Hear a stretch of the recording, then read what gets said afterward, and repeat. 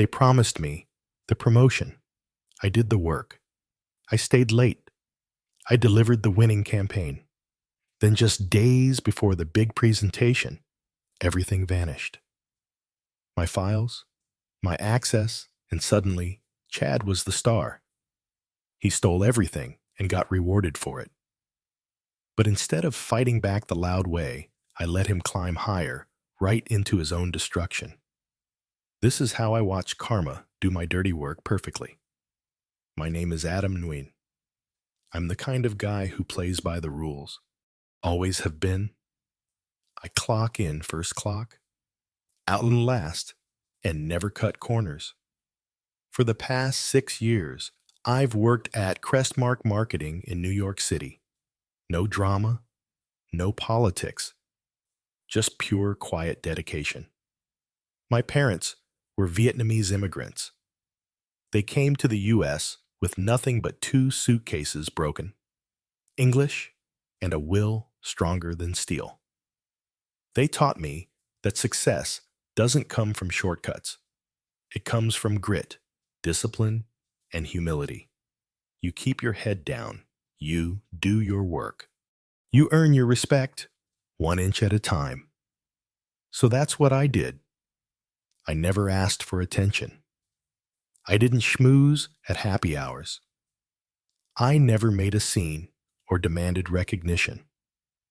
But I always delivered. From data-driven branding strategies to multi-million-dollar campaign management, my results spoke for themselves. And eventually, I started to believe that maybe, just maybe, someone was listening. 6 months ago, my manager, Mr. Duvall, pulled me aside after a quarterly review. He was one of those old-school marketing guys, expensive watches, sharp suits, and a poker face carved from marble. You never knew what he was really thinking. But that day, something changed. He looked at me and said, "Adam, we've been watching your progress closely. You're dependable. Smart clients like you. We're grooming someone for the regional director position, and you're the top candidate." I didn't react right away. I thought maybe I misheard him. Me. After all these years of staying in the shadows finally being seen, Duvall continued, "Just keep doing what you're doing. Stay focused. Play it smart." It felt surreal, like everything I'd sacrificed, weekends, holidays, birthdays, had finally meant something. I remember walking out of that meeting with my heart pounding. I didn't tell anyone, not even my parents. I didn't want to jinx it. I just worked harder. Then came the opportunity, a massive pitch for a potential new client, a national brand, looking to reimagine their entire image from the ground up. It was the kind of account that could change the entire trajectory of our division. The whole office buzzed with anticipation, and the pressure was intense. I volunteered to take lead on the initial strategy phase. It wasn't required, but I stepped up. I stayed late. I brainstormed every detail, from customer personas to brand voice to launch rollout timing. I created mock-ups, campaign slogans, data-driven projections, and tied it all together into a pitch deck that I was proud of. Every slide, every phrase, it had my fingerprints on it. I believed that if I gave my best, the results would speak for themselves. I was wrong. Enter Chad Linton. Chad and I started at Crestmark around the same time, but that's where the similarities ended. While I was studying analytics and refining campaign strategy, Chad was buying rounds at rooftop bars and swapping golf stories with senior execs. He was charming, loud, and photogenic, the type of guy who'd give a TED Talk on fake it till you make it. To be fair, Chad wasn't dumb, but he didn't build things. He absorbed them. You'd spend weeks creating a killer concept, and somehow Chad would echo your ideas in a meeting and get credit for them. He always knew when to speak, when to smile, and when to step aside just long enough to make you look like the background noise. Still, I didn't see him as a threat. I figured substance always beats style. So when we were both assigned to the big pitch team, I thought, fine, as long as the work shines, everything will be okay. I was so naive during the brainstorming phase. I shared everything with the group, my deck, my notes, even my early prototypes. I wasn't trying to gatekeep. I believed in collaboration. I wanted us all to win. But 3 days before the final presentation, something weird happened. I came into the office, logged into the shared drive where I stored all my pitch materials, and couldn't access anything. My folders were gone, completely wiped. I reached out to a T in a panic. They said, "Oh yeah, it looks like someone accessed your folders yesterday. Chad requested access." Requested access. When I confronted Chad, he smiled and said, "Oh, I was just reviewing the files. Didn't mean to mess anything up." Something didn't feel right.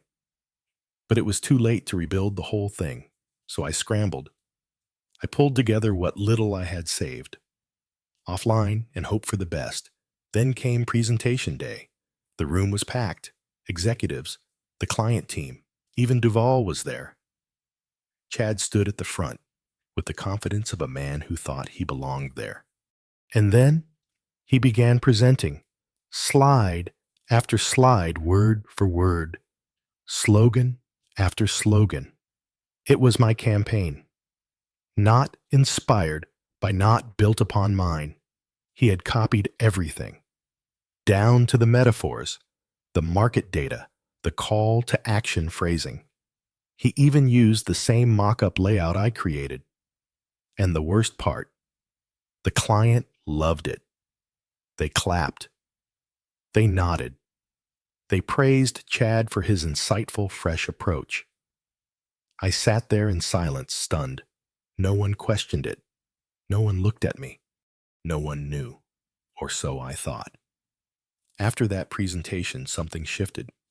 Chad became the office darling overnight.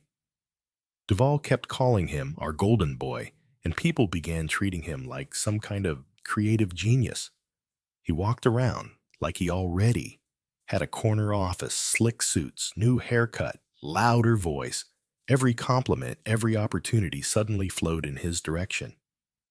And me, I became invisible. At first, I tried to brush it off. I told myself, the truth will come out.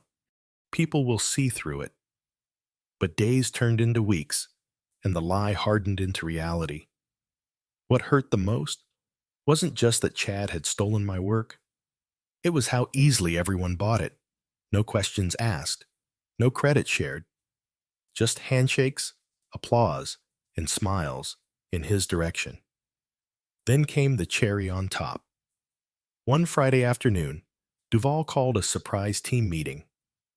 We all gathered in the main conference room. The air was thick with anticipation. People had heard whispers of something big. Duvall stood at the head of the table, grinning like he'd won the lottery. "Everyone," he said, "let's take a moment to celebrate our biggest win of the year.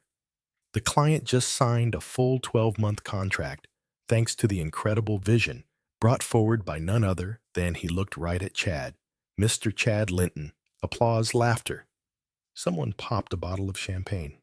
I sat in the back corner stunned. Duvall never even glanced at me, not once. After the meeting, I approached him privately.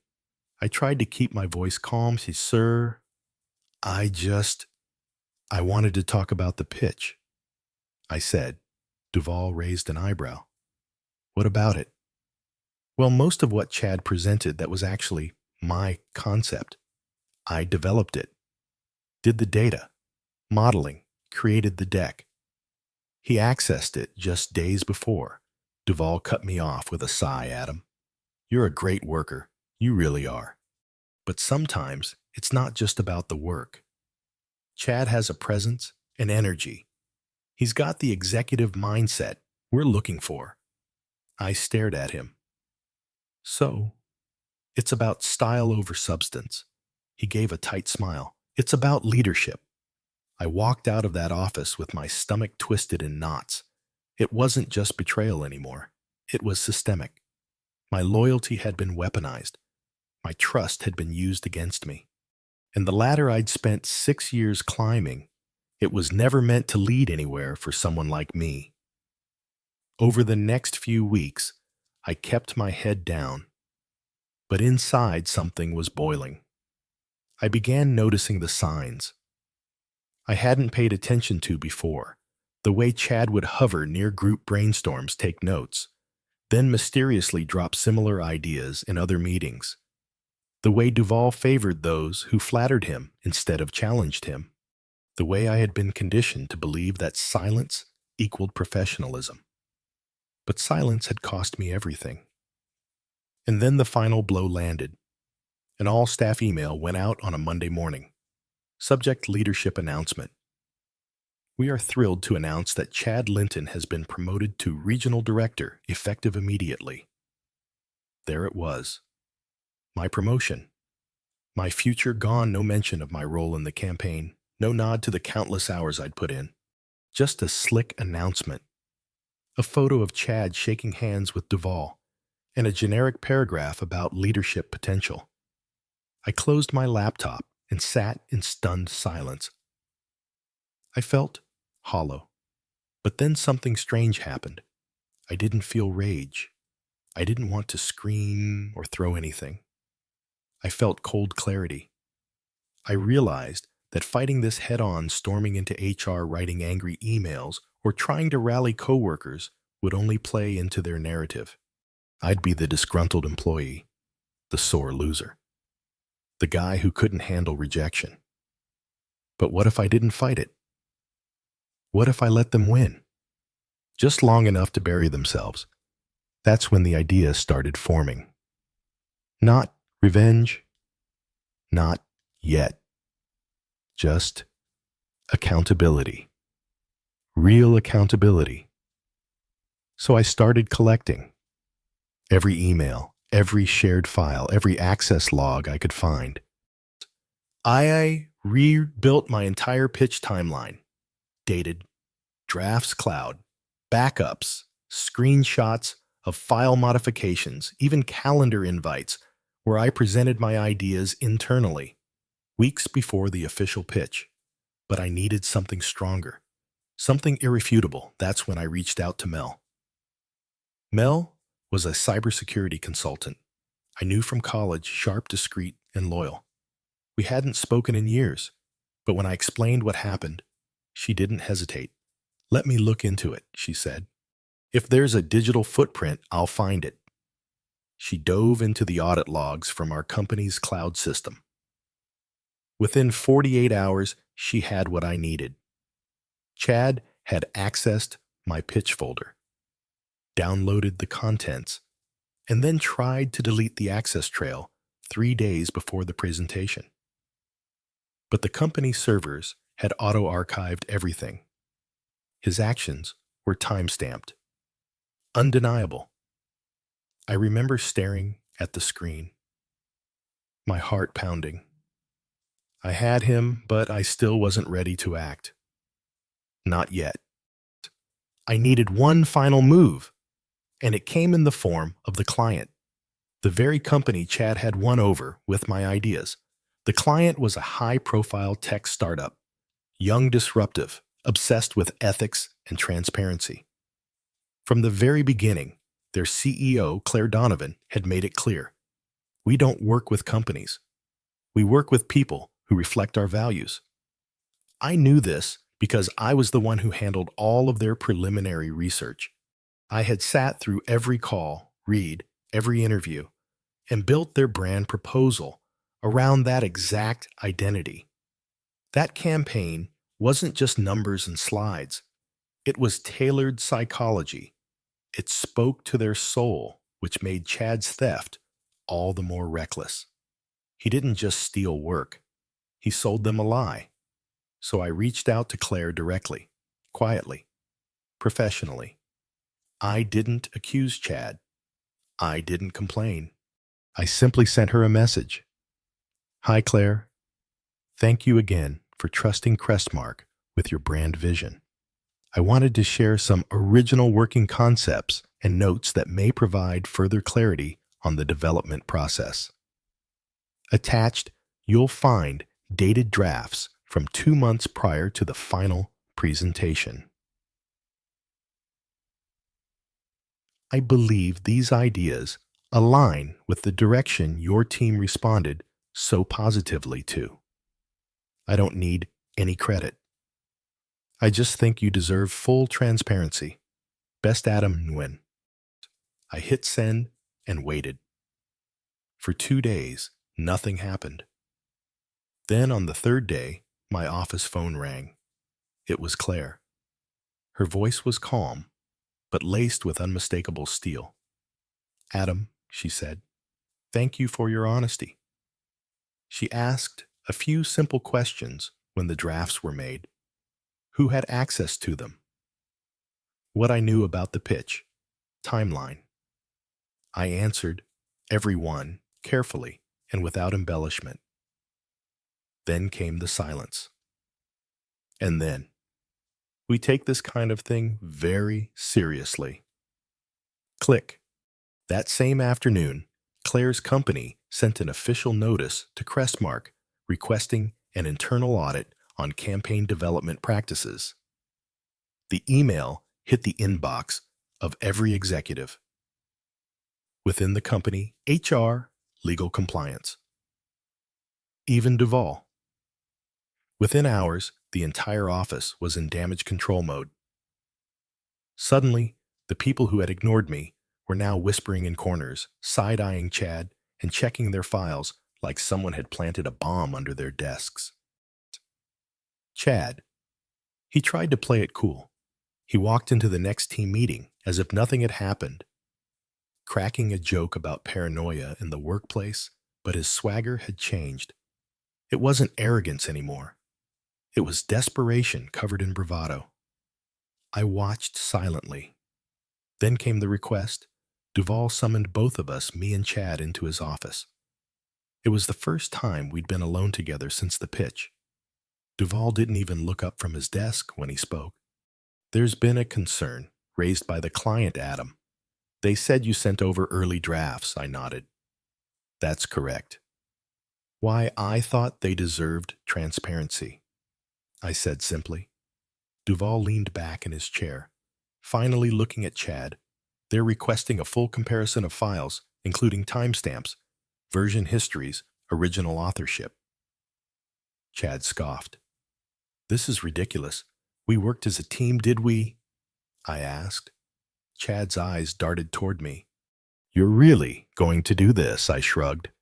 I didn't make any accusations. I just showed them what I worked on.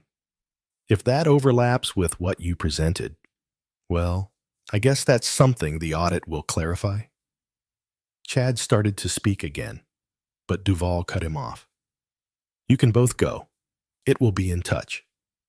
That's when I knew the ground beneath Chad was starting to crumble, and I wasn't done yet.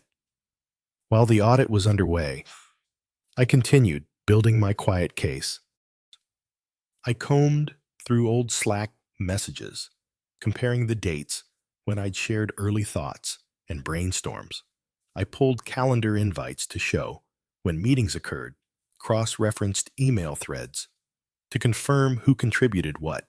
Mel helped me compile everything into a polished chronological report, clear, concise, impossible to dispute.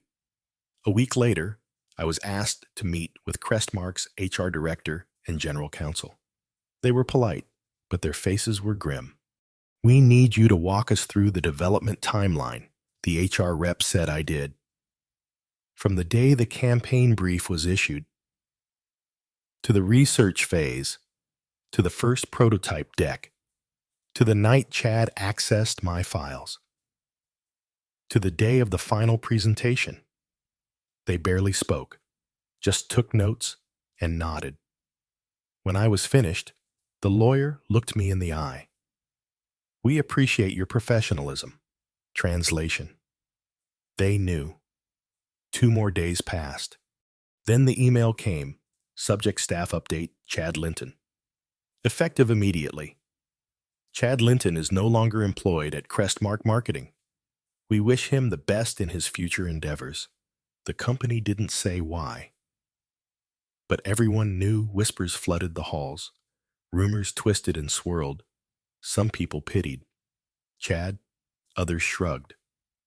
A few even muttered, "He had it coming." But I wasn't celebrating. Not yet. Because something else happened that day. A courier arrived at my desk with a plain white envelope. No logo. No branding. Inside, a formal letter from Claire Donovan. She thanked me. She said that integrity mattered, that they were terminating their contract with Crestmark, and that she wanted to hire me personally as a branding consultant to help transition their campaign into its next phase. No red tape, no middleman, just me. There was even a line at the end. If you ever consider starting your own firm, we'd love to be your first client. I sat there for a long time just holding the letter. It felt surreal. Like after all the silent sacrifices, all the loyalty that had been ignored or abused, someone had finally seen me. Not just the work, but me. That night, I stayed late, not because I had to, but because I wanted to savor the moment. I walked past to the office Chad used to strut through like he owned the place. It was already empty, stripped clean. A few weeks later, I resigned. No drama, no speeches. Just a short, polite email to HR and a quiet walk out of the building that had once consumed my life. I didn't leave bitter. I left free. I didn't expect to feel satisfaction watching Chad get fired. But when it actually happened, a part of me felt a sense of relief. Still, I hadn't fully regained the sense of justice I felt I'd lost. This couldn't just end like that. When I left Crestmark, I didn't have any big plans aside from seeking new opportunities, but then Claire Donovan's offer made me reconsider. Getting a job directly from a former client was something I hadn't thought about, but when I looked back, it was an opportunity I couldn't pass up. This wasn't just about work. It was about reclaiming the recognition I felt I deserved, and I couldn't let that chance slip away. On my first day at the new company, I immediately felt the difference. Claire and her team didn't just care about the quality of work. They valued honesty and fairness. Everything was smooth, and there was no one trying to cheat or steal others' work. We worked with a shared goal, and that respect for one another made me feel like an important part of the company's growth. Meanwhile, things at Crestmark began to deteriorate quickly. A week after I left, internal meetings started to get tense, senior leadership especially. Duvall started feeling the pressure. To be fair, although Chad had been fired, no one had really spoken about how things had gone down. And although the company had received a notice from Claire about cutting ties, the remaining people at Crestmark still didn't fully understand the real reason behind the sudden departure of their most important client. However, what really shocked me was the way I could feel the karma working in my favor as I saw the signs beginning to unfold at my old company. After a few meetings, I started receiving rumors from some old friends still at Crestmark. One of the rumors made me almost not believe my ears. Chad wasn't just fired for work ethic violations, but because of a series of irresponsible actions and financial misconduct that I didn't even know about. Not only had he stolen my project ideas, but he'd also been involved in a financial scam, colluding with external partners to siphon off huge profits from some of the company's major client projects. Duvall and the other senior managers at Crestmark couldn't stop Chad's downfall, but they tried to cover up the truth about how he had manipulated and deceived the company. However, it became clear that things wouldn't stay hidden forever.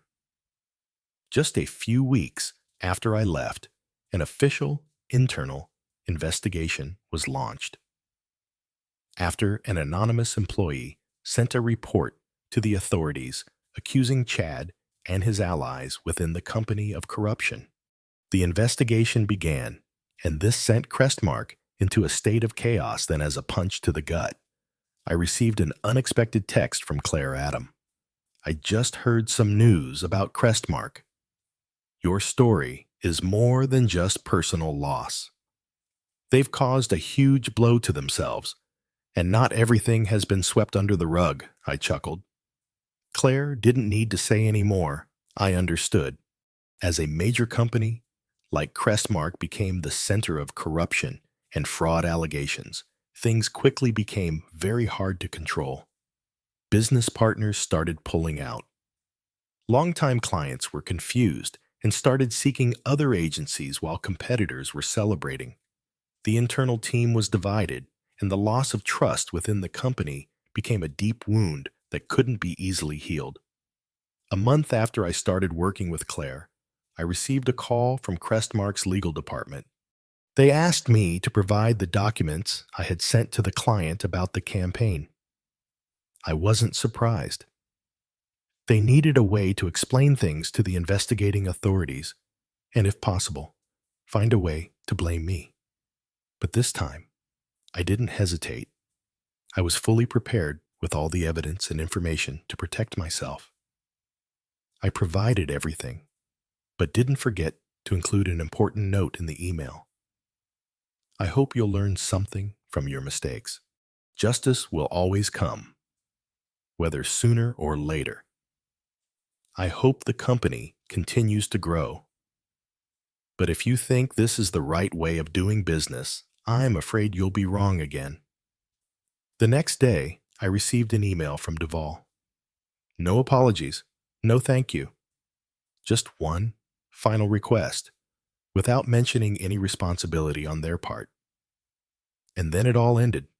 Chad's career wasn't just destroyed by his actions of stealing work. It was also undone by the way he lost everyone's trust in the company. No one wants to work with someone without ethics, and it was that dishonesty that cost him everything. Looking back at everything that happened, I didn't feel like I did anything monumental. But the truth was, I had reclaimed what I deserved. My reputation, recognition, and a future that wasn't dictated by someone else's deceit. And in this unjust world, that's what I had taken too long to realize. Karma always has a way of catching up. 3 weeks later, I received an email from Crestmark's HR department. The subject line read, "Immediate termination. Chad Linton." The memo explained that Chad had been terminated for breaches of ethical conduct, and it was made clear that his actions not only involved stealing my work, but also plagiarizing a portion of another team's strategy, which had led to major client disputes. The company had to issue a formal apology to their clients. But by then, it was too late. The damage had already been done. What truly sealed the deal, however, was the fact that the client Chad had stolen from Claire Donovan's company, had withdrawn their business entirely from Crestmark. The client didn't just want to leave. They wanted a clean break, taking all their future projects elsewhere, including their branding work. To make matters worse for Crestmark, they also offered me a personal contract to oversee their brand management directly. It wasn't just a consolation prize, it was a vote of confidence, and it was a direct result of everything Chad had tried to destroy. The icing on the cake came when Claire called me a few days later. "Adam," she said, "I don't know how you did it, but you've got some kind of justice working in your favor. I wanted to tell you that I'm proud of you. You've got a real shot at building something bigger than what Crestmark could ever offer. And with that, I knew it was time to finally turn the page. I wasn't angry anymore. I wasn't bitter. Instead, I felt free. I handed in my